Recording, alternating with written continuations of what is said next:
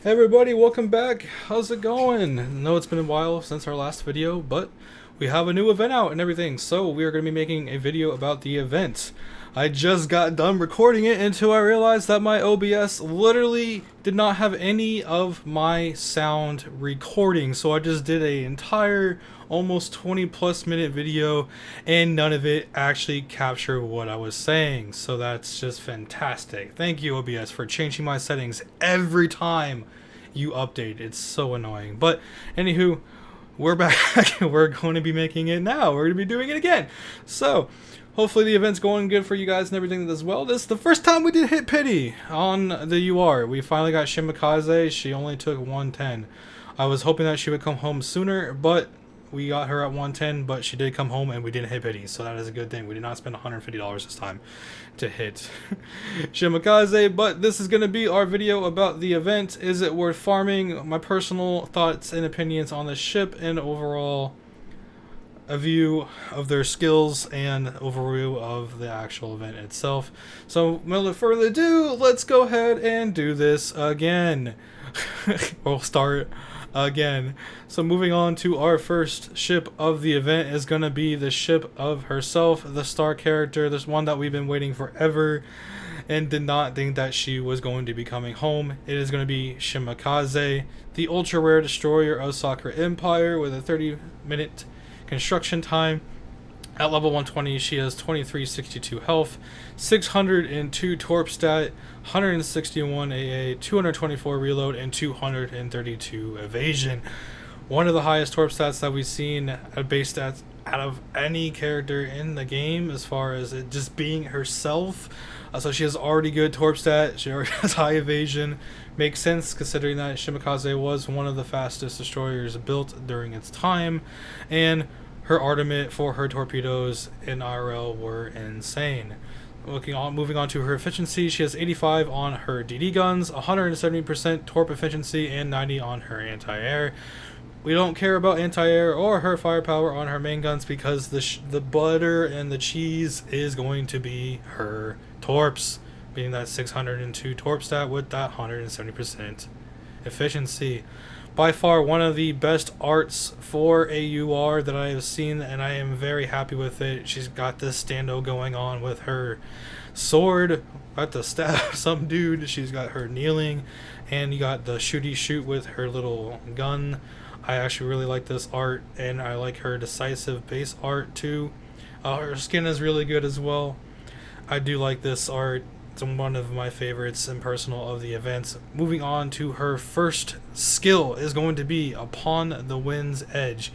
When the ship fires her torps, she fires a vessel barrage and a slashing attack. Enemies hit by the slashing attack take 8% increased damage from the ship for 3 seconds and inflicts a unique flooding element that lasts 6 seconds, and enemies hit by her torpedoes with the flood that deals 179 damage per tick. One tick occurs every 3 seconds, and damage is based on the skill's level.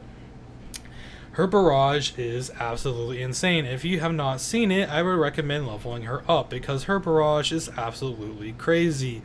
And this barrage can be triggered very quickly, especially if you use a quick firepower or firing DD gun, such as the single 76mm, the blue one that looks like a mortar, or you can use the twin 144 from PR3, which is going to be probably your two best guns, because the baguette gun would be an option, but it is too slow to fire, but does provide good firepower, but we don't care about her firepower because she does not have good firepower in the first place. Her main bread and butter is going to be her torp skills. Moving on to her second one, we have before the lightning flash.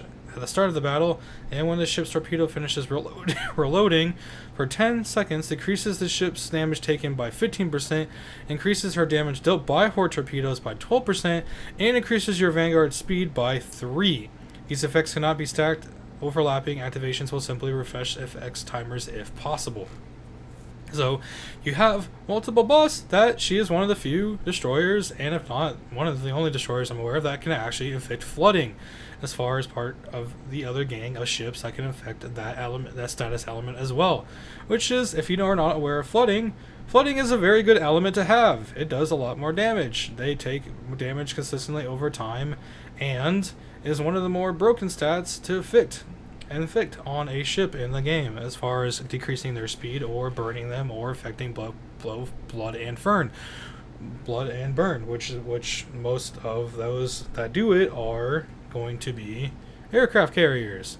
But Shimakaze actually can affect flood, which is unique to her, and she also decreases the damage that she takes by torps, and she increases her own torps, and she has an insane barrage, which moves on to her third skill, which is Within the Thunder's Roar. Increases the ship's accuracy by 15% and decreases her damage taken by torpedoes by 10. When the ship is afloat within a fleet the ship is not in engages a battle, increases torp for all DDs in the fleet by 10% for the full battle. Also, 30 seconds into the battle, fire a special supporting torpedo barrage. Damage is based on skill. So she's kind of got like the New Jersey thing going on, where if New Jersey is obviously not in the same fleet as the one you are using, she will fire a supporting barrage. And if you have DDs in the other fleet that she is not in, she will increase their torp by 10%, she is a great buffer because she's increasing torp and she's decreasing the torp damage that she takes, and she can inflict flood. If you have Shima, or you did get Pull Shima, I would highly recommend leveling her up. There is no question as if she is good or not good. She is going to be worth leveling her up. If you got her, level her up, because she is, if not, one of the best destroyers in the entire game, besides Kitakaze and some other people. But Shima is absolutely broken, so if you did get her, do level her up. She will help you in the long run. And if you got her, she's an amazing early, especially for a new player, an amazing ship to have early, because you have a destroyer that will practically shit on anything in the game early on, especially if you put some time and effort and love into her. By far one of my favorite characters that I've been waiting so long for, and I'm glad that she was an ultra rare, because I've been waiting for her forever. Thank you for finally putting her in the game. Moving on to the second character that I actually really like in the game, which is Chikuma of the Tone class. She is a super rare, she is a heavy cruiser, and she has a construction time of 2 hours and 5 minutes. At level 120, she has 4,392 HP, 263 firepower, 248 torp, 189 AA, 181 reload, and 75 evasion, which is actually really good for a heavy cruiser to have such good evasion at the higher level. Even though her level 100 is only 33, with the auxiliary equipment that we have out there, you can make that happen and help her with that. Moving on to her efficiencies, we have 130% in her main gun slot, 175 on her torps, and 100% on her anti-air. So her anti-air gets no scaling, but her torps and her guns do. Her gun only gets 5, which is okay, but her torps you get 175, get that extra 25%, even though she does actually have pretty decent torp stat for a CA. Moving on to her skills, we got Wall of Text skill, aka All-Seeing Eye. At the start of the battle, and every 20 seconds, decreases the ship's speed by 5% for 3 seconds. Fires a special barrage based on power and firepower stat. Enemies hit by seaplanes launched from this barrage have their speed decreased by 15% for 30% at max level for 5 seconds. And both the following effects activate. 1. If there is a Soccer Empire CV afloat in your main fleet when this barrage fires, 50% chance to inflict a 1.56% at max level aircraft damage taken debuff for 8 seconds to enemies hit by the barrage. And then at max level, 100% chance to inflict one of the following random chosen debuffs for 10 seconds. A. Decreases evasion by 10%. B. Decreases accuracy by 10. Or C. Decreases the enemy's damage dealt by 10%. So, launches a barrage, decreases enemies' speed if they get hit by her seaplane. You also can affect another barrage if you have a CV in the fleet. And then she does another barrage that can trigger another random effect, which will either decrease their evasion, their firepower, or their accuracy, which is really solid. Overall, really good starting first skill. Obviously, a lot of her skills are decreasing her speed, but she does make up with it, regaining evasion and firepower stats because of her second skill right here, Obscuring Eye. When the ship's speed is decreased as a result of the skill's activation, increases her evasion rate by 10% for the duration of the decrease, decreases the ship's damage taken by 20%.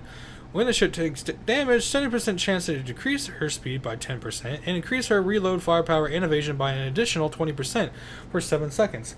So, she has she gains, even though she decreases speed, she still gets 10% of that evasion back.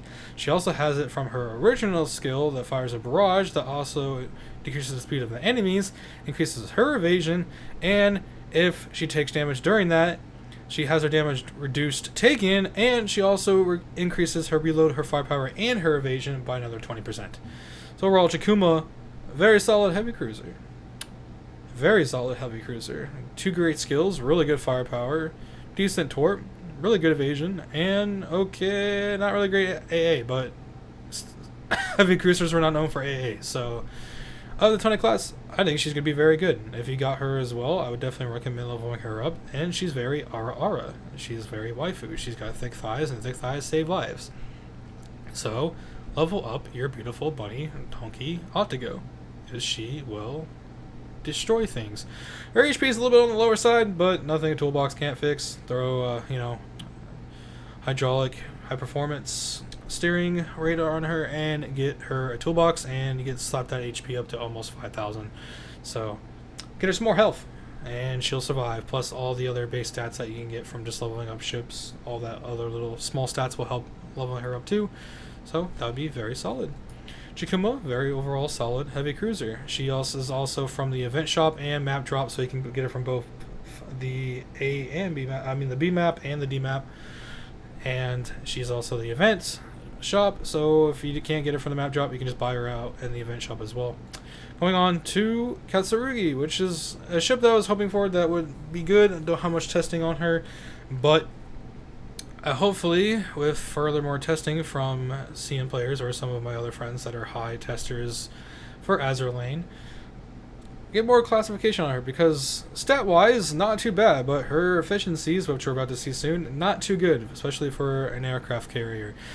Pretty decent and okay health at 6,000. Good evasion, as I said, at 419, 309 AA, which is not too bad, 120 reload, which is a little on the lower side, and 54 evasion, which is, for an aircraft carrier, it's an aircraft carrier, and they're not known for moving, so can't really evade a thing that's the size of a, fortress. So moving on to her efficiencies, which is where we get to the ugliness. Only at 125 for her fighters, her dive bombers are only 115, and her torp bombers are only 135. So very, very, especially being 323 loadout, her dive bomber efficiency is crap at 115. I really wish they would have given her at least higher, maybe like 135 here, and her torp bombers being like 140, 150. But they kind of gave up on that and kind of gave her really bad efficiencies, which is kind of unfortunate because of her skills that aren't actually too bad, because she's more of a defensive CV. Which, moving on to her first skill, which is Late Blooming Airstrike, increases the ship's accuracy by 15%. When a ship launches an airstrike, launches an additional airstrike, damage is based on skill, for 8 seconds increases all enemy accuracy and reload by 15%. So she launches 2 airstrikes additionally with her airstrike, increases her accuracy, and she also decreases the accuracy and reload of the enemies. So she's kind of like a supportive based CV, but I wish they gave her, if she was more supportive based, I also wish they gave her some type of heal and gave her a little bit more efficiency on her planes. It's kind of sad to see kind of what they did to her, but I do like her art as well. It's one of the most unique arts for a CV, so definitely on the more of the unique side. But there's a lot of CVs that kind of just if you have them like Saratoga or Essex or Aquila or Shinano, they're going to be more valuable than Katsuragi, unfortunately. But if you don't really have any of that, and if you are a new player, she's definitely worth leveling up. I mean, she's very defensive and has some good different skills, especially her Veil of Azuralis, which increases the ship's maximum detection gauge value by 15 and decreases her damage taken by aircraft by 10%. And to start the battle, if there are 3 or more Soccer Empire ships in your vanguard, it decreases all Soccer Empire ships taken by 10%. So, if you're using Soccer Empire fleets and want some damage reduction, she will decrease it by 10, and she also decreases the enemy's accuracy and reload by 15%. So, not too bad. Everything, but I wish they kind of gave her maybe a heal or something. I'm surprised that she's a super rare carrier and she only got 2 skills, considering the fact that a lot of the other 2 SR carriers got 3 skills and she only got 2, which is very weird, but it is what it is. Katsuragi, not the greatest from the event, probably one of the most underrated SRs, but if you did get her and do not have anybody else to really use, go ahead and use her. I mean, she'll be solid, and overall, especially if you want to use all of the ships from the event, she'll be a solid damage reduction user. Moving on to the elites, which surprisingly aren't actually bad for the event. We have Yamakaze, which is an elite destroyer. She has 1681 health, 63 firepower, 494 torp, and 190 evasion, which having that high of torp and having that high of evasion on an elite is actually pretty solid. Almost 500 torp stat for an elite. That's really good, especially for a destroyer. Her torp's only being at 150, but that's still not bad. Her torp efficiency is at 150, and her skills kind of make up for it. For an elite, I actually really like this art. I like the kind of like the Taiho light silver gray based art that she's got going on for a destroyer. Very cool. Reverent and Graceful, which is her first skill, while the ship is afloat, increases your DDs and CL's accuracy and torp crit rate by 10%.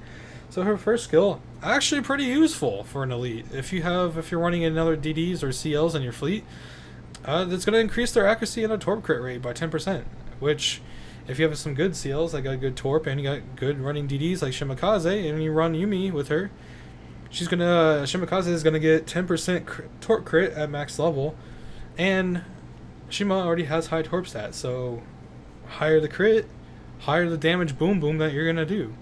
So overall, not a bad first skill. Second skill is Delicate but Devoted. While the ship launches her torpedoes, increases the ship's evasion by 15% and decreases the ship's torpedo damage taken by 15%. So again, another not bad skill. She launches her torpedoes, she gets evasion buff by 15%, and she takes decreased damage from torpedoes. So if you're running into a chapter that has torpedoes, and as long as Yumi can fire off her torpedoes, she's going to take less damage by 15%, and she's going to have her evasion buffed by 15%, which she already has 190, so getting an extra 15% is actually going to be really solid. So overall, she gains torp base +1, she gets a preload as well +1, she gets an improved EX barrage, all weapon efficiency +5, decreased torpedo spread angle, and torpedo efficiency +10. So her limit breaks actually give her really good. She gets a torpedo preload for an elite, which is not bad at all. And she has pretty good solid stats. So if you got Yumi and you're running a torp fleet, or you're trying to just increase your torp and your CL's damage overall, Yumi can definitely help out with that. So as an elite, not bad. If you did get Yumi, definitely not a bad choice to use for an overall buffer, or just use her in a fleet with a couple of DDs and get that torp crit and decrease her damage taken by torps and her evasion. Very solid overall elite. Moving on to another one, which is the point accumulation reward. We got Yamakaze, which is another elite. She cannot be constructed. She has 1681 health, 65 firepower, 488 torp, so she has, again, she's one of the other elites that are close to 500 torp, and she has the same evasion as Yumi, her sister. So she's also got Tanuki base, so she's like Saruga. She also has 150% torp efficiency, which goes well with her almost 500 torp. Moving on to her 2 skills, we have Motivating War, which increases the ship's firepower and ASW by 15%, increases the ship's damage dealt to submarines by 20, but decreases her damage taken from in submarines by 5. If there are 3 ships in your vanguard when the battle starts, it increases the ship's torp by 10%. So, not too bad. But she also gets ASW and firepower. The firepower is not going to be really great great though, because she only has 65. But she increases her ASW, which she has 187 by 15%. So she's going to increase her ASW. She also does increase damage against submarines by 20%, but she also takes more. So if you are running Mortar and Depth Charge and you need to kill submarines, you can definitely run her. She gets that 20% boost to submarine damage, but remember, she will also do it. But if you have the Hedgehog increased onto her, she'll pretty much just kill them, because the Hedgehog is a busted ASW piece of equipment. And, icing to the cake, you also have Torpedo Commander Destroyers. She increases all the torp stats of your destroyers by 15%. So not only if you run 3 or more Vanguards, she increases their torp by 25%. So you get pretty much 15 from DDs, and if you have a DD and CL, the CL will get 10%, and the other 10% for more DDs. So the DDs will get a total of almost 25% torp.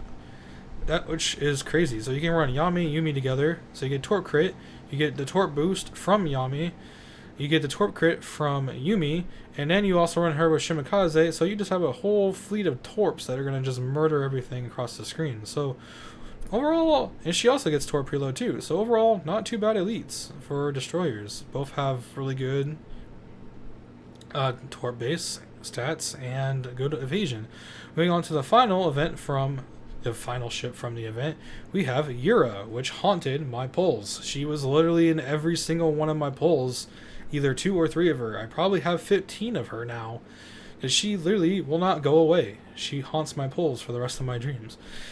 For 120, she has 2898. She is a light cruiser. She has 146 firepower, which is not too bad. 292 torp, 303 AA, 182 reload, and 105 evasion. So not too bad of base stats at 120 for a light cruiser.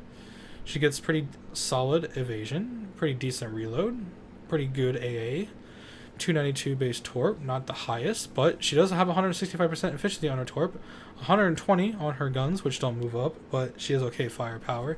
But she does get anti-air 125%, and she has 303, so not too bad efficiencies. She's another one of those that has the stando going on for her, and her first skill, which is Sunlight Phantasm, increases the ship's firepower, AA, and ASW by 15%. At the start of the battle, if there is a Soccer Empire DD afloat in your Vanguard, every 18 seconds, targets your Vanguard ship with the lowest HP left and heals for 3% HP. Can activate up to 4 times per battle. If no Soccer Empire DD is present, instead increases the ship's torp by 15, and with a 70% chance, every 18 seconds fires special barrage based on skill. So she's another one that increases her ASW. She also increases her firepower and her AA by 15%, so she gets increased firepower, which is not bad considering that she has a decent firepower stat and AA stat. She will also heal the DD if there's a DD with her for 3% HP. If there is no DD present, then she will also increase her torp by 15%, which she has okay torp stat, but she also fires special barrage. And then she also has a plus self, increases your Soccer Empire CD, torp, and reload by 10%, and AA by 20%. So she has another buff that's going to make your DDs, Soccer Empire, get more torp, reload, and AA. So you compare her with like Yumi or Yami, and then, or you compare it with like Yumi, her, and Shima will get another 10% on her torps and reload, and she'll get AA. So Yura, another good overall and not another bad elite. So if you got pretty much everybody from this event, they're all pretty much worth it. There wasn't really necessarily anybody bad from this event. As far as characters, they're all actually pretty solid and have some form of unique way to work or synergize with your fleets.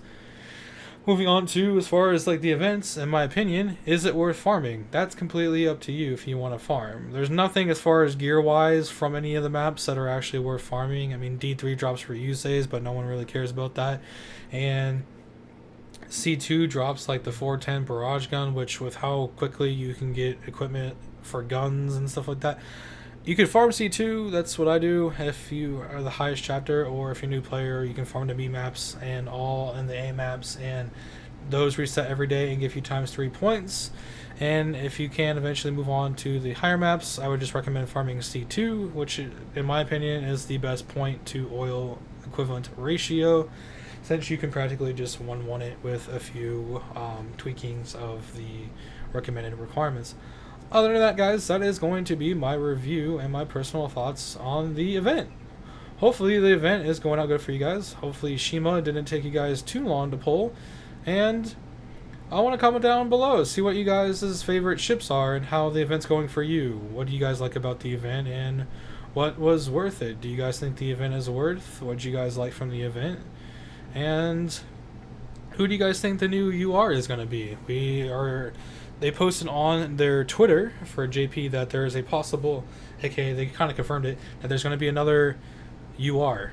Do you guys think it's going to be a rerun as far as Shinado? Do you guys think it's going to be Soryu's, which is who I would be happy with for the Russian Northern Parliament, or is it going to be a new HMS class UR? I want to see what you guys think it will be, and I want to hear you guys' stories and opinions on the event. Other than that, guys, hopefully you guys did enjoy the video. I did read the poll. We will be making a poll as broken down to pretty much everyone wants the gear-based videos. So if there's not going to be any events that I really need to make a video on, or some upcoming stuff that's going to be crazy to upload, I'll start making the gear-based videos per class. Starting those, so we'll have the ones for destroyers, we'll have the ones for the light cruisers, the heavy cruisers, and so on, and they will have their own videos instead of making one extremely long, like hour video that would explain like all the gear and everything like that. I'd rather just break it down into sections. Alright guys, hopefully you enjoyed the video. If you do, like, comment, turn that bell on, and subscribe. It would help me out tremendously, and it will let you guys know when I make new videos. If you guys also do enjoy my content as well on YouTube, you guys can come hang out with us in our Discord filled with a bunch of other content creators. Come find out someone new, see if you guys do like them. And we are streaming today on Twitch as soon as this video gets rendered out, so come hang out on us on Twitch and join us on Twitch. Come say hi and stop by. We have an awesome community, and if you are new, come join our Discord. If you have any questions or need help or guides, we have a bunch of people at our Discord that can definitely help you out. Anyway guys, have a good one, and I will see all you guys again in the next video. Take care. Later.